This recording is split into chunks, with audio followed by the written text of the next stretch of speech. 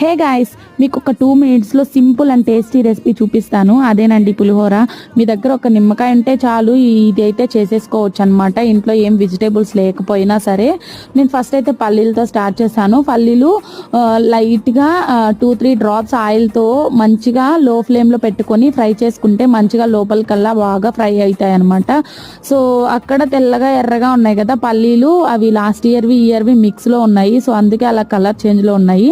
ఆ తర్వాత మళ్ళీ ప్యాన్లో కొంచెం ఆయిల్ వేసి పోపు దినుసులు అలాగే ఎండుమిర్చి పచ్చిమిర్చి రెండు వేసుకున్నాను. కొంచెం కరివేపాకు వేసుకొని స్టవ్ ఆఫ్ చేసేసాను అనమాట. సో రైస్ హాట్ రైసే ఇది, మరీ హాట్ రైస్ కాకుండా కొంచెం సేపు ఆగాక ఆ పోపు దినుసులు వేయించుకున్నవి ఏవైతే ఉన్నాయో అవన్నీ వేసేసుకొని ఉప్పు పసుపు అలాగే నిమ్మకాయ స్క్వీజ్ చేసుకొని మంచిగా కలిపేసుకొని పల్లీలు వేయించినవి అందులో మిక్స్ చేసేసుకుంటే టేస్టీ పులిహోర అయితే రెడీ అయిపోద్ది. ఒకసారి ట్రై చేయండి, చాలా ఈజీగా ఉంటుంది. నచ్చితే సబ్స్క్రైబ్